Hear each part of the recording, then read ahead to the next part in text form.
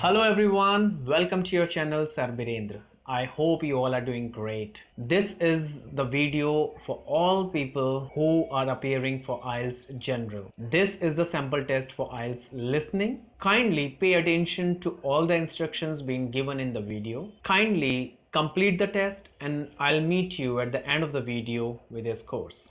Best of luck.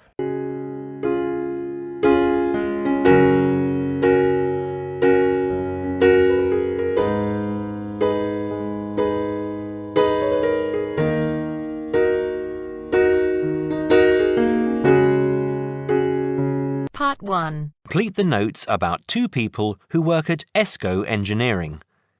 First, you have some time to look at questions 1 to 5.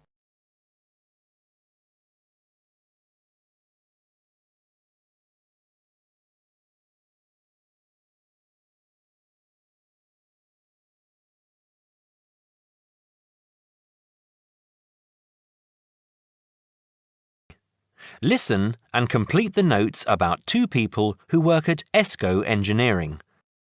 Oh, hi, Maggie, it's Greg. Hi, Greg. I'm phoning to check some information about some of the staff. I'm putting all the staff data into new files, and I noticed that I don't have files for two people. I think you might have them. Oh, really? What are their names? Peter Austin and Jane Moore. Let me have a look. Yes, I've got them here. Shall I send them to you? No, you don't need to.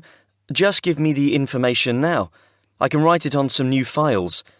I don't really need the photos if you've got photos there. OK. Well, Peter Austin first. Now, is that Austin with an I or Austin with an E?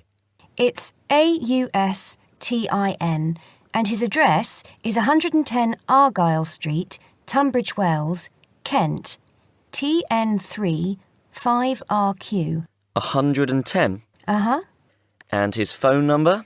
It's 07984 645 792.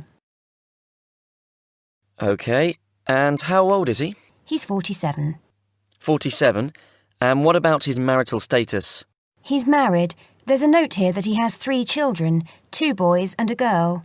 OK. And finally, when did he join the company? He started with ESCO in August 2003. Thanks, Maggie. Before you hear the rest of the conversation, you have some time to look at questions 6 to 10.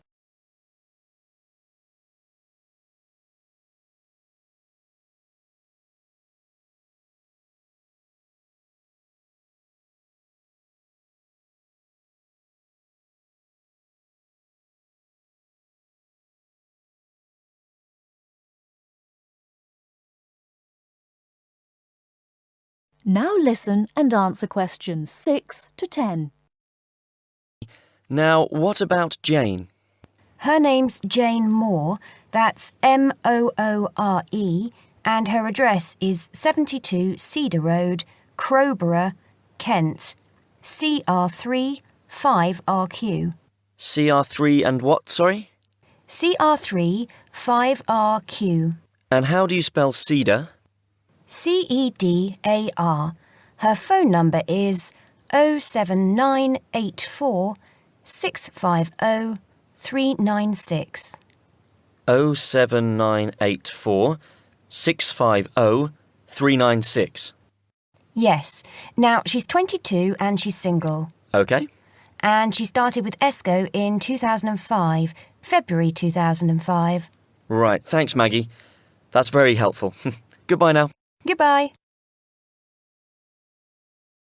That is the end of part 1. You now have half a minute to check your answers.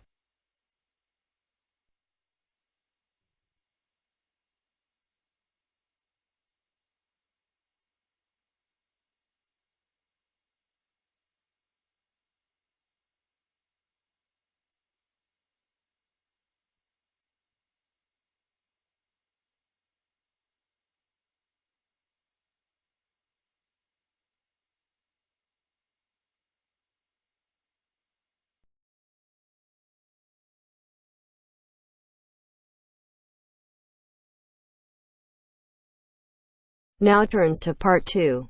Part 2. You will hear a tour guide speaking to a group of tourists who are visiting a part of New Zealand called Rotorua. You will hear part of a radio programme about online exchange business. First, you have some time to look at questions 11 to 14.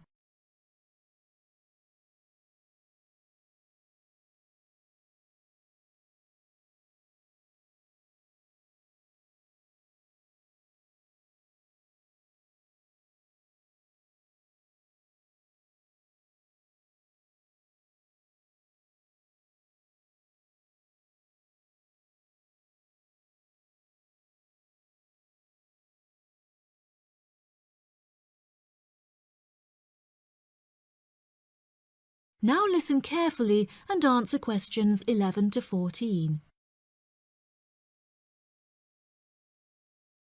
Hello everyone, and I'd like to welcome you all to Rotorua, one of the most famous destinations in New Zealand, where we have a long history of welcoming visitors. I'd like to explain a bit about the geography of this amazing region, famous for its geothermal activity, and tell you what we've planned for your stay. Well, if you'd like to have a look at the map of the region that's in your welcome pack, if you find Lake Rotorua on the top left, the big triangular lake, we've just driven down along State Highway 5, SH5, down the western side of the lake, and then we turned off through the town, and we're here at the Lakes Motel just around the southern tip of the lake, okay? Now tomorrow we'll be heading off along SH30 in the opposite direction from the town, towards Lake Rotoita, where we'll be visiting the Hells Gate Thermal Reserve. This is the area between the SH30 road and the lake, and I'll be telling you more about this in a minute. We'll then be returning to the motel, and in the afternoon we'll be visiting the town of Rotorua itself, and also the Arts and Crafts Institute, which is just along the SH30 from the motel, where it meets the SH5 outside the town. Now if you look directly out of the motel towards the southeast, in the opposite direction to Lake Rotorua, you can just see the peak of Mount Tarawera, and the day after tomorrow we'll be visiting the volcanic valley which was formed when this last erupted. We'll drive down the SH5 and then head off towards Lake Rotomahana. The valley's on the opposite side of the lake from the mountain, so you can see what a powerful effect the eruption had. There's also an interesting archaeological site, a village buried by the same eruption on the western shores of Lake Tarawera, just to the north, but I'm afraid we won't have time to visit that as a group, although you may wish to go there on your own. However, on the way back towards Rotorua along the SH5, we'll be stopping at Tamaki village, which is on the main road about 12 kilometres outside town. Before you hear the rest of the programme, you have some time to look at questions 15 to 20.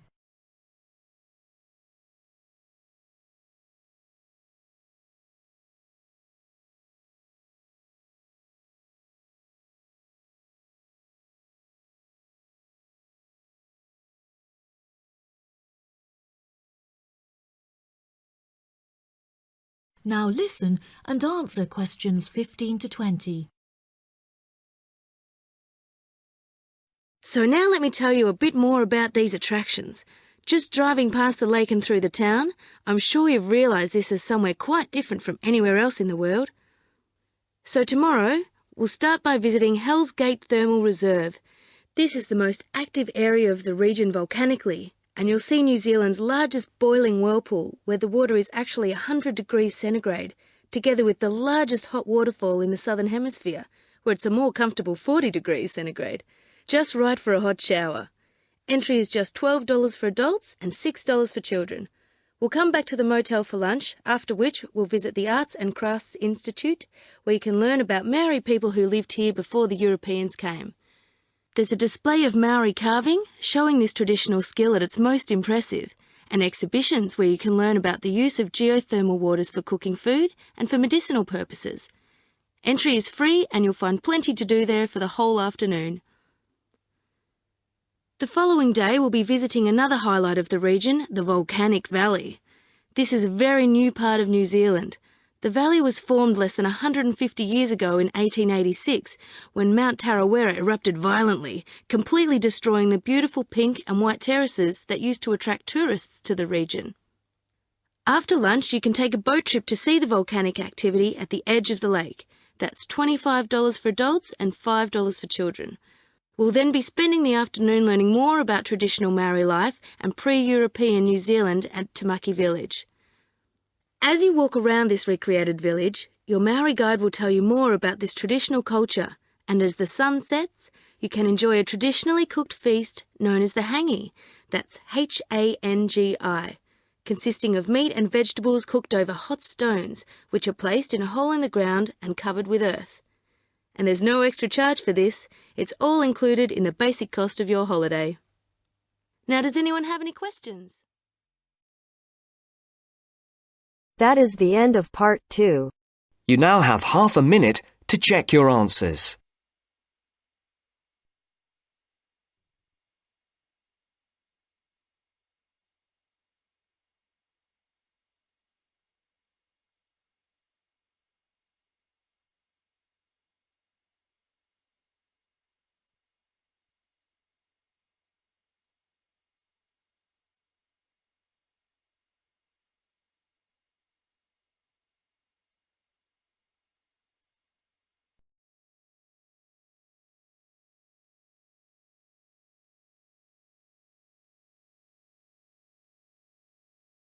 Now turns to part 3. Part 3. You will hear Elliot, an environmental science student, talking to his tutor about an essay he is writing on captive breeding programs. First, you have some time to look at questions 21 to 25.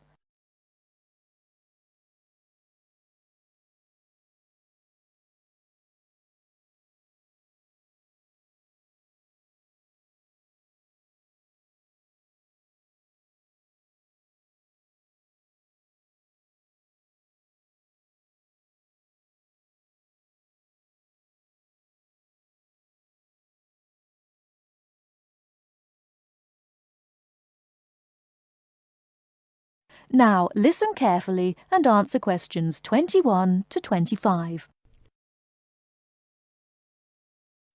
Dr. Ran? Oh, come in, Elliot.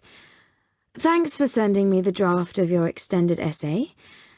Now, you're writing about captive breeding of endangered species, aren't you? Yes. Okay. Well, this isn't a bad first draft, but there are some issues I think we need to discuss. Yes. I wasn't sure if I'd done enough research before I started writing. I'd say you've got plenty here. Too much in places. You've got this very long introduction on factors threatening the survival of species now and in the future, for instance. It's interesting, but it doesn't address the main issue of this essay. Oh, I thought I needed to give supporting evidence for my ideas. Yes, but only for key ideas. You can't cover everything. You've got to focus on the area you've chosen, which is the breeding of endangered species in captivity. Now, you have lots of relevant material about that, but I think you need to look at the planning of your central section again. At present, it's all rather a jumble. Oh, you mean I need to write it all out again? Well, it's just a matter of moving the things round a bit. Your introduction needs a rethink, as I said. Why don't you just begin by saying what captive breeding is? Give a definition. That's right. Then you should make it clear which are positive points and which are negative ones. For example, you start with the fact that breeding endangered species in captivity may be the only way we have of preserving some from extinction in the years to come, which is clearly an advantage. Now, what other advantages did you mention? Well, the whole thing about zoos, that since they're the obvious places for captive breeding to take place, this could justify their role in the future. They're not just a place for people to go and stare at animals for fun. And then there's the point that captive breeding eventually allows the animals to be reintroduced to the wild again, in theory at least. Right. So put those points together. Then the disadvantages. Well, the point that these programs are very expensive, obviously. Then thinking about the animals themselves, the psychological effects of captivity. Yes.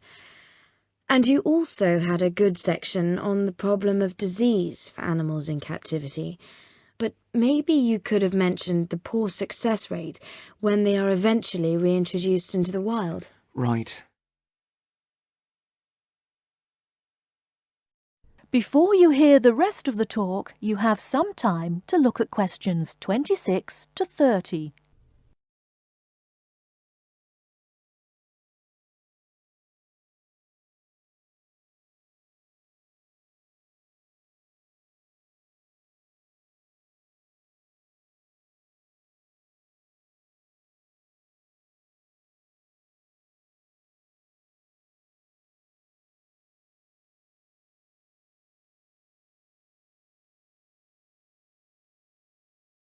Now listen and answer questions 26 to 30. Now, your next section's on requirements for successful release of these animals into the wild. I think you need some evaluation here. Which of these requirements are more important and which are less important, according to the available data? I had some information about that, but I wasn't sure if I needed to put it in. Yes, definitely. My first point, for example, that's to do with the fact that animals bred in captivity have to be taught how to survive before they're released. All the data shows that's absolutely essential. Unfortunately, if they're just released without training, they won't know how to hunt and how to avoid predators and so on.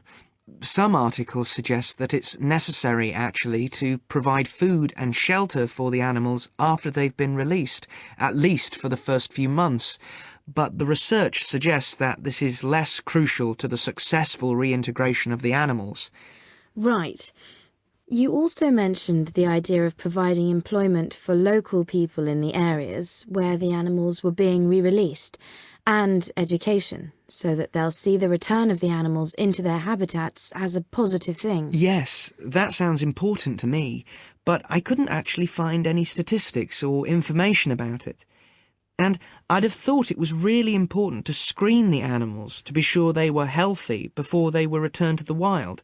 But the figures show that actually it doesn't make much difference. That's surprising, yes. Did you get any data on the effects of acclimatization? Yes, it showed that if animals are kept on the site where they were to be released for a time in order to acclimatise, they have a far better survival rate than those released directly into the wild. OK. Well, you've got some good information there. Have you thought at all about your final section?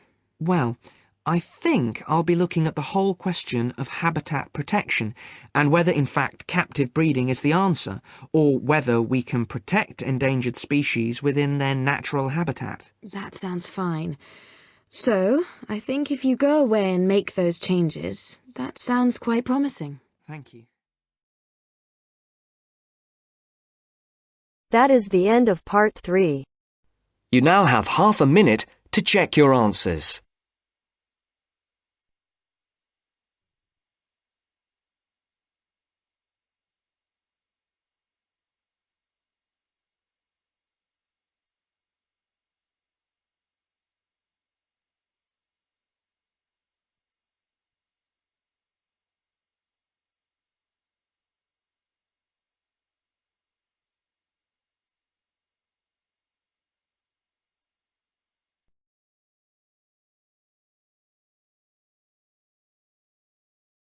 Now turns to part 4.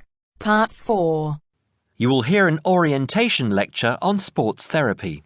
First, you have some time to look at questions 31 to 40.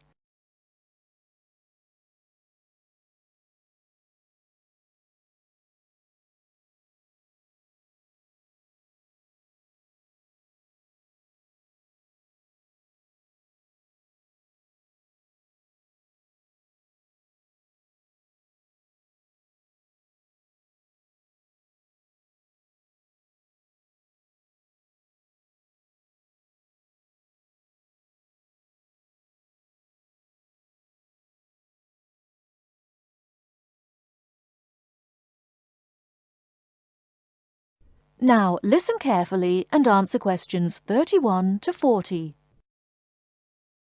Good morning and welcome to the university's Open Day and to our lecture on sports therapy.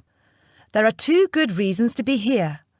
Firstly, you will experience what a university lecture is like, so take out your notebook and pen. And secondly, you will find out about the sports therapy programme. OK, so what does a sports therapy programme involve? Everybody in today's society knows the impact sport, health and fitness makes on the population's physical and mental health. Studying at Kent will develop your understanding of the ideas and issues within the sports therapy, health and fitness industries. Sports therapy is one of the fastest growing careers within the sports sector. The programme teaches you all the specialist knowledge you need in order to work within these industries. This includes scientific aspects such as anatomy and physiology and sports psychology. You learn how to design training programs and lifestyle profiles for a range of clients and to understand the role of sports promotion and event management. The degree also covers the treatment and prevention of sporting injuries and the importance of referral programs. There will be a full description of these subjects for you available at the door when you leave this lecture. Now, just to talk a little about teaching and assessment. The programme involves taking part in and designing practical sports sessions, lectures, small group seminars and private study. On average, you have 6 lectures, 3 practical sessions and a 1-hour-long seminar per week. And you also spend additional time developing your coaching and theoretical knowledge in real-life situations.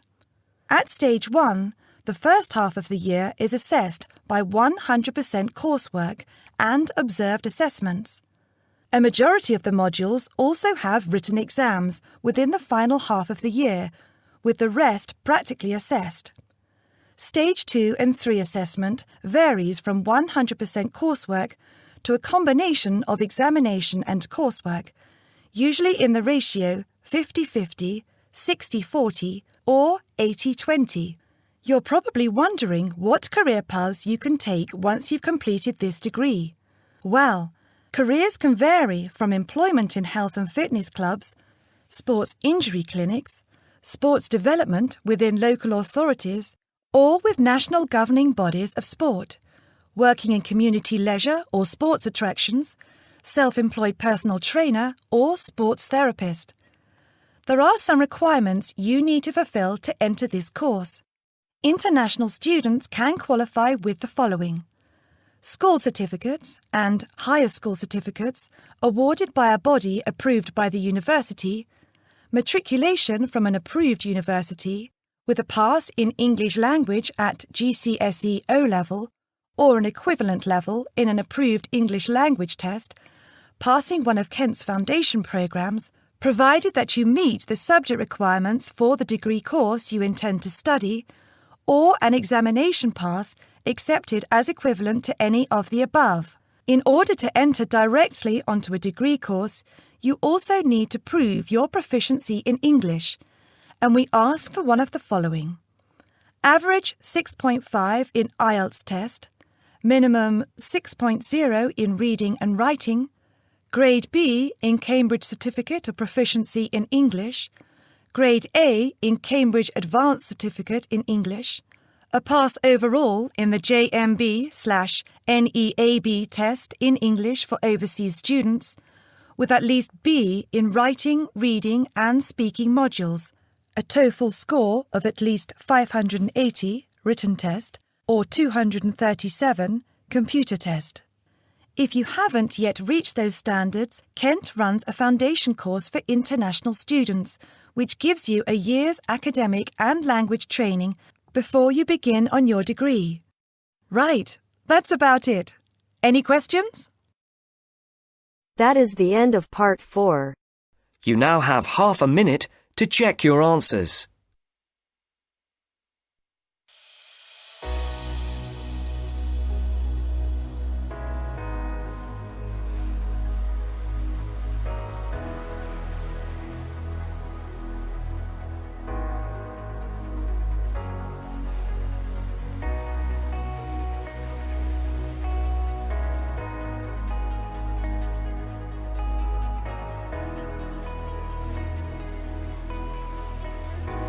That is the end of the test. You now have 10 minutes to transfer your answers to your Ielts listening answer sheet.